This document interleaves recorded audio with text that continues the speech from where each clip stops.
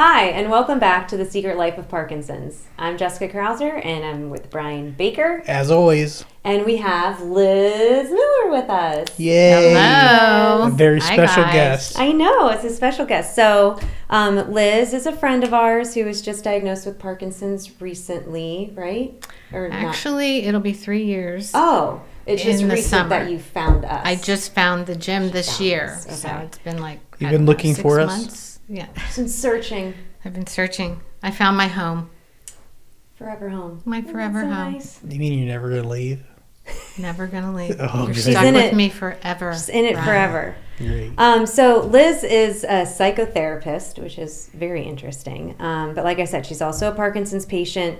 And today what we wanted to talk to you about is really your diagnosis, like in general, but how has it affected or changed your relationship with your patients or, with your own therapist or your colleagues, like things like that, because it's always interesting to share when those who are still in the workforce what it does, but you're in a very interesting line of work for being in having Parkinson's. So anyways, first, can you clarify what exactly is a psychotherapist and what do you do?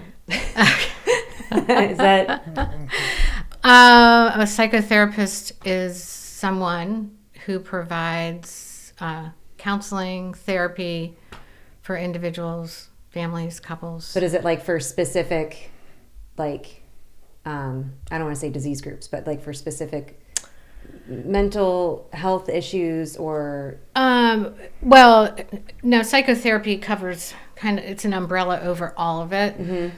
But those of us that are therapists usually have our own specialty or areas that we have more education or training in that we like to work with. Yeah. do you focus on Parkinson's patients or people with neurological issues, or is it, like you said, it's just everything? No, actually, I do not focus on Parkinson's. Okay. I can honestly say I don't think I've ever had someone with Parkinson's, or at least that came in wanting to do therapy related to having Parkinson's. And then you work with all of us on an unofficial basis at the gym.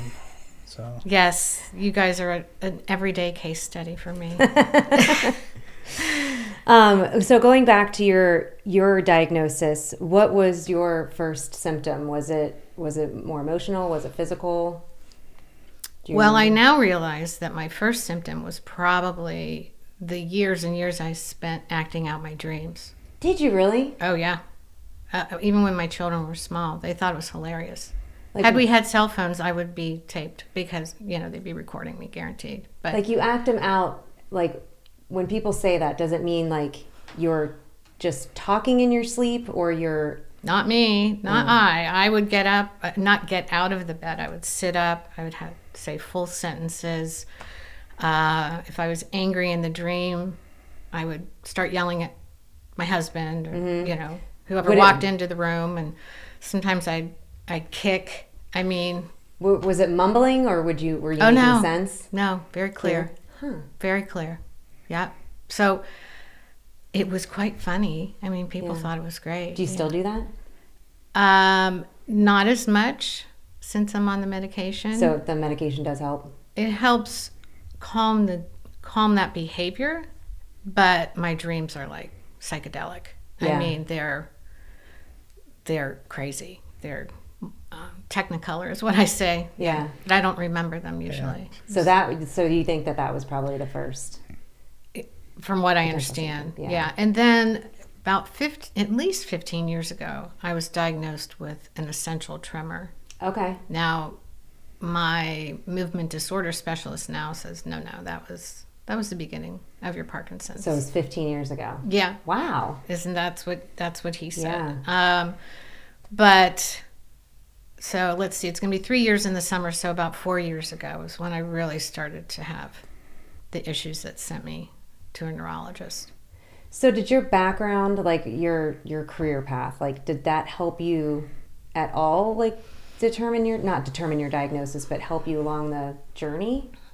or no? I could see that being difficult because I guess I was sitting here listening to somebody talk about their problems. Like, do you know what I go through on a day? I can see that being challenging at times. After diagnosis. Yeah, that I can say something about that. No, I can't. Okay. Let me restate that. Probably because in order to do what I do, I had to do a lot of my own work. Like all through my graduate school and then post-grad training, I was in therapy. It was a requirement. Okay. And so I did a lot of my own personal growth and working through my own stuff, if you will. So I think that probably helped me after I got diagnosed to be able to manage the diagnosis maybe a little bit better. But I mean, I was scared to death. Yeah, like how was your reaction? Was it like everybody else's that they're freaked out? Yeah. I went to this neurologist. I got his name from a friend of mine and over at Riverside. And within 15 minutes, he said, no, this isn't a pinched nerve. You have Parkinson's disease. Just like that. It was, I'm by myself, and I vaguely remember what he said after that. Aww. Not much. Yeah. I just remember being in shock. So Jess and I both were a little more prepared because we had expected that diagnosis going in. So you weren't expecting that at all then, huh? No one had ever even said it to me. I had been to 2 orthopedic specialists because of the issues I was having with my arm. I'd been through 2 different PTs trying to work on strengthening my arm with the torn rotator cuff and just my strength being weaker on the right side. So I know we talk a lot about like the physical aspects of Parkinson's, but do you also deal with any of like the cognitive or emotional parts as well? So after the shock wore off and I started to get used to, okay, this is what I have. I can't say how long it was, maybe a couple of months. I started to notice that I was getting depressed and I developed anxiety. So I now take a combination of an SSRI and an SSNI. What's that? It's just a different form of antidepressant, which has a dual effect for anxiety. Okay. So I don't take anxiety medicine. I just take a combination form of antidepressants. And it manages it fine. But yeah, that happened. And I could feel it coming on. I'm like, I'm getting depressed. I could tell, right? Yeah. Was it weird recognizing it in yourself versus others, or? Yeah, definitely. I thought, well, maybe I'm just having a hard time adjusting, or I'm sad, but I just know what depression looks like and feels like, and I didn't want to get off the couch. I mean, I was working. I always say the same thing to people: when you have depression or low-grade depression, you can do life. It's just you're doing life while walking through mud. That's what it feels like. It's just like heavy. Oh, is that what it feels like? This feels like every day to me. Maybe you're depressed. No way, man. I got a joyful life. But I think that's actually a really good way of explaining it, and it's I don't know, obviously, like a benefit from like what you do, that you were able to recognize it and seek help through for years, was like with medication. And I know you work out and do other things, but there's still a lot of people that are stuck because they don't want to. I think people fear that depression and like medication for it is like, I've gone off the deep end, and it's not. It's like you said, you can still do life. It's just muddy. Yeah, and it's heavy, and it's much harder. I think it's also trying to figure out the difference. Like, we all have sad times and depression. We all get depressed on something, but is it continuous? And that's trying to, right. All of us get depressed. I mean, we're all humans. But is it something that we can't fight through every day? Exactly. It's the illness of depression versus just having some sad or depressed times, right? How has your diagnosis changed your view of your profession and your patients? Has it? Oh, yeah, absolutely. How so? Well, I always thought of myself as empathetic. But but this just added a whole nother layer to it. It really did. It's like, I think I just listened to people differently, especially people with chronic illness. Yeah. Right? And it just became something that I was always aware of. Right now, it's like I'm sitting here talking with them about, what's happening with them, and I'm holding this knowledge now that I have Parkinson's, right? And I'm going to always have Parkinson's. And so I think it just made me more acutely aware of the human condition, right? That I know a lot about my patients. I don't know everything about them, right? They all think they know me quite well, but they didn't know this, right? So we just never, it's cliche, but we never know what anybody's going through. Right. And when I started to tell people, I got you don't look like someone that would get Parkinson's. Yeah. I got that a lot, right? Not ill-intentioned, just ill-informed, not knowing a lot about it. Well, that, and I think people like to, I don't know if they think it makes you feel better or something, or it kind of, but it sometimes does the opposite, because I know even like being on here, people look at me and they're like, you don't even look like you have Parkinson's. I'm like, you don't see the rest of like my, you can't see or feel the rigidity, the tension. Here's the question back is, what does a person with Parkinson's look like? I mean, that's so true. It's like there's, we see in the gym, we see all young people, older people, we see people that are in shape, we see doctors, we have physicians, pharmacists, because like stay-at-home moms. It could be there's no profession, there's nothing that, and it's not always a visible disease. No. We're so used to people thinking it's all visible, and it's not. Well, I think it actually has changed the way some of my patients or clients relate to me. They see me. So your patients know you have it?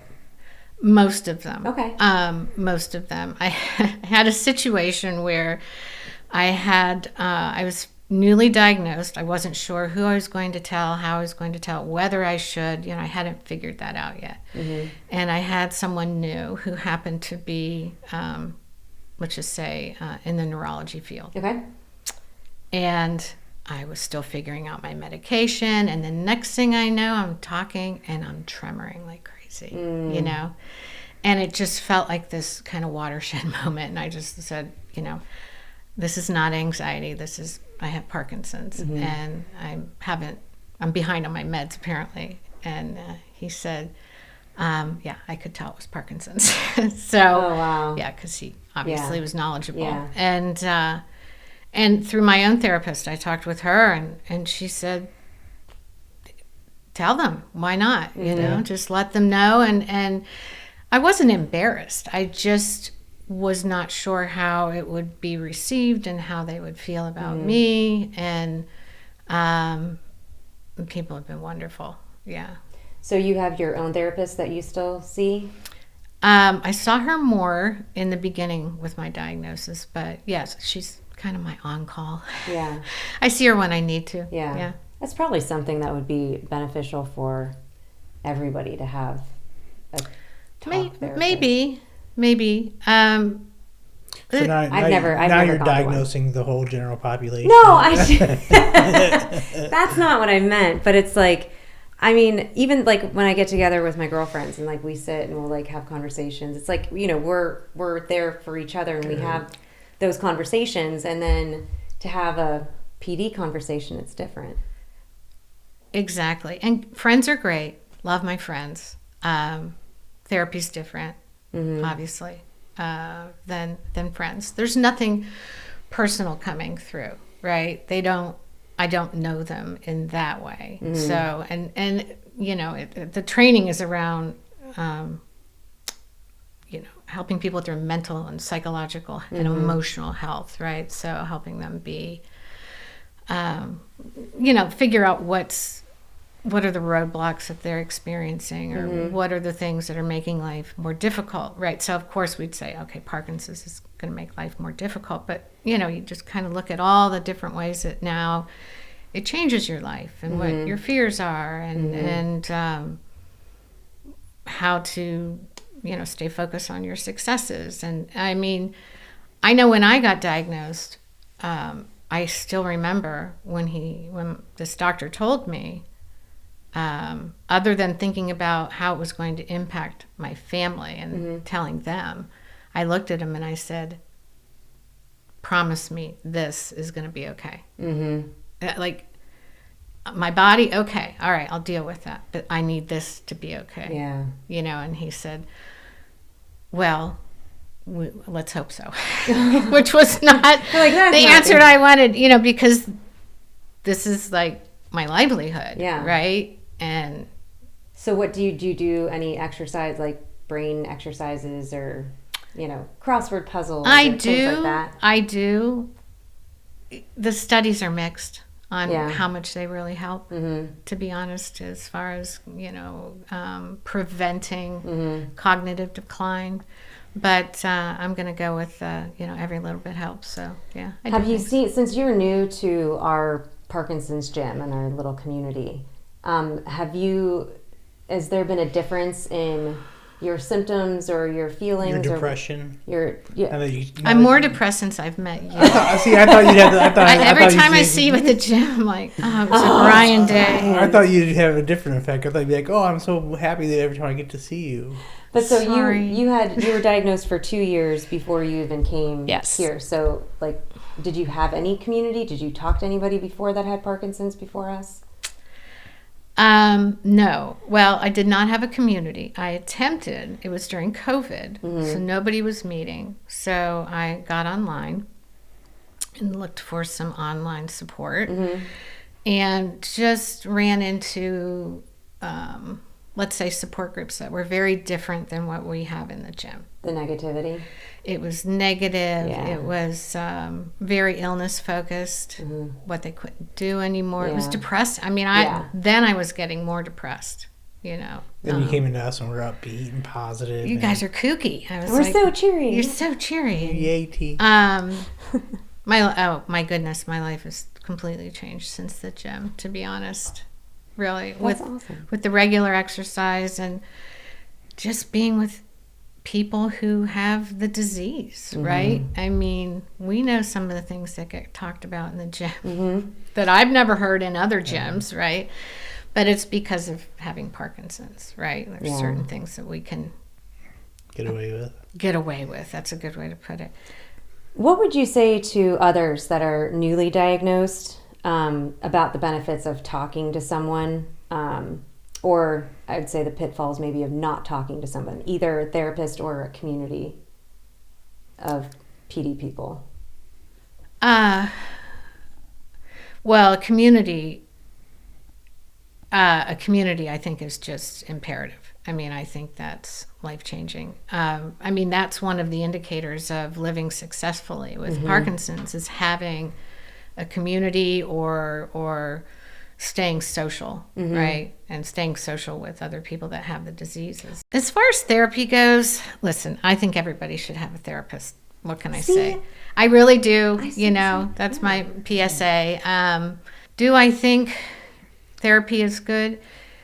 Yeah. I mean, ideally, I think if they don't have a strong support system, especially, and support is not just having people that love you, right? Sometimes the people that love you can say the worst things. Well-intentioned, right? I had a lot of deniers in my family, let's say. A lot of magical thinking, like, you're gonna do really well with this. And I got the same thing. Yeah. And I was like, why? You're so strong, and it's like, and it was really hurtful because I'm like, you don't know how this feels, and then my fear, I couldn't talk about my fear, right? Because I actually think you're gonna be one of the ones that really break out of this somehow. Exactly. Did you find a cure in me? Yeah, that's it. You got the same thing. Oh yeah, I still do. Yeah. So with therapy, I mean, therapists meet you right where you are, right? They don't have an agenda. So do bartenders.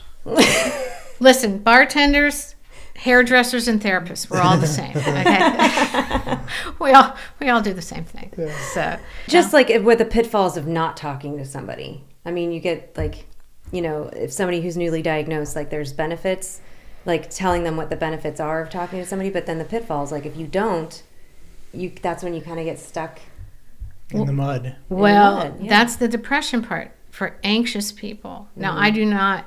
When I started to feel anxiety, that was upsetting because I've never had anxiety. And so that was really uncomfortable. But for people who have spent their lives dealing, let's say, with generalized anxiety or some kind of anxiety disorder, to get diagnosed with something like Parkinson's, I would recommend they like bang on a therapist's door, because that will be hard to manage, because every fear will get triggered, right? And that's predominant. Anxiety is really centered around fear of so many things. So that would be a tough one to handle, I think, without help of somebody else.